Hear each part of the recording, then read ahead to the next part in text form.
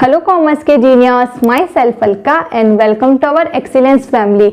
चलिए friend, start करते हैं हमारी आज की वीडियो, जिसमें हम जानेंगे मुद्रा द्वारा वस्तु विनिमय की कठिनाइयों की कैसे समाप्ति की गई या इसकी बाधा को कैसे दूर किया गया, कैसे वस्तु विनिमय के जो दोष थे, जो अवगुण थे, जो कमियां थी, उन्हें दूर किया गया। ठीक है, तो कुछ पॉइंट्स बताए गए हैं, जैसे कि मुद्रा के द्वारा क्रय विक्रय आसान हो गया, मूल्य की स्टैंडर्ड माप आ गई, विभाजन तथा उप विभाजन की कठिनाई थी वो भी दूर हो गई, मूल्य का संग्रह भी आसान हो गया और वस्तुओं का हस्तांतरण भी आसान बता रहा है। अब अभी तो हमने ये पॉइंट्स पढ़े हैं, इसकी डिटेल पढ़ने पर हम इस पे भरोसा करेंगे कि क्या मुद्रा के द्वारा वस्तु विनिमय की कठिनाइयां दूर हुई है या नहीं हुई है।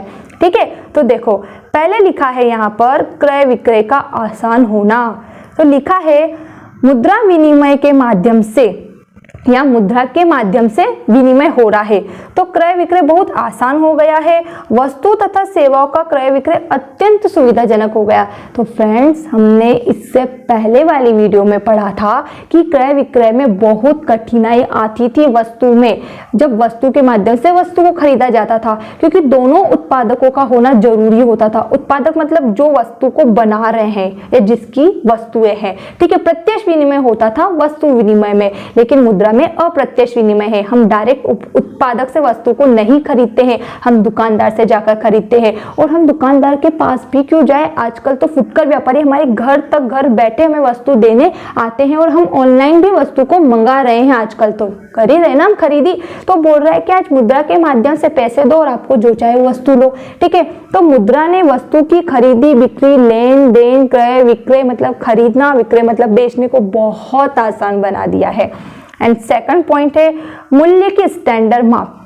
पहले क्या था वस्तु विनिमय में कि आपको गेहूं खरीदने के लिए, है ना, चावल कितना देना पड़ेगा, क्योंकि पहले एक पात्र के माध्यम से या मुट्ठी सेर इनके माध्यम से वस्तु को खरीदा बेचा जाता था, दिया जाता था।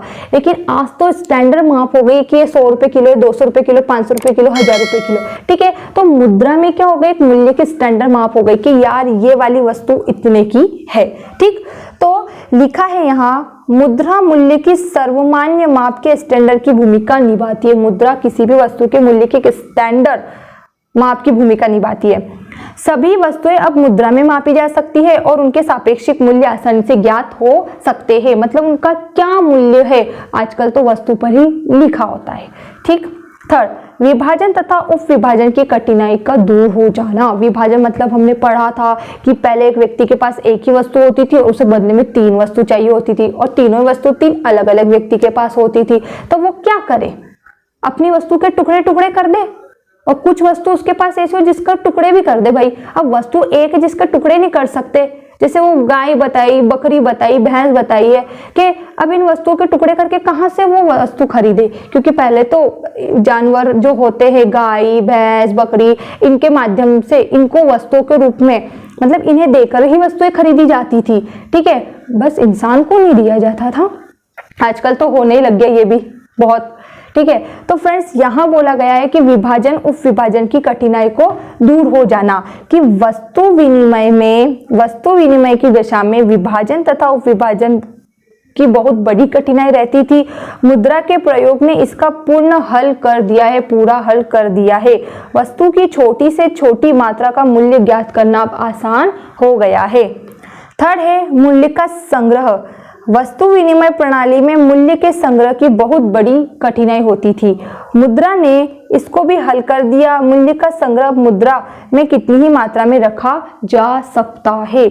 मूल्य का संग्रह अब मुद्रा के रूप में कितनी ही मात्रा में रखा जा सकता है, मतलब कि पहले व्यक्ति वस्तु को बड़ी मात्रा में इकट्ठा करके नहीं रख सकते थे क्योंकि उनके खराब होने का भय बना रहता था। आज भी वस्तुएं खराब हो जाती हैं, लेकिन आज व्यक्ति मुद्रा के रूप में उस वस्तु को संचित करके रख सकता है। जैसे आज उसके बाद जितनी सारी उपज होती है सबको अलग अलग जगह बेच के, अलग अलग व्यक्तियों को बेचकर मुद्रा के रूप में वस्तु को इकट्ठा करके रख लेता था।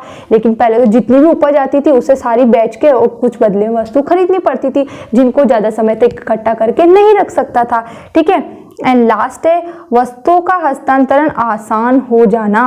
मुद्रा के आधार पर वस्तुएं खरीदना, बेचना, भेजना मतलब एक स्थान से दूसरे स्थान प्राप्त करना अब आसान हो गया है। मुद्रा के आविष्कार के पूर्व ऐसा बहुत कठिन था वस्तु विनिमय प्रणाली में। इसलिए जाफरी क्रॉथर ने लिखा है, क्या लिखा है भाई, कि मुद्रा मानव के द्वारा किए गए आविष्कारों में एक आधारभूत आविष्कार है।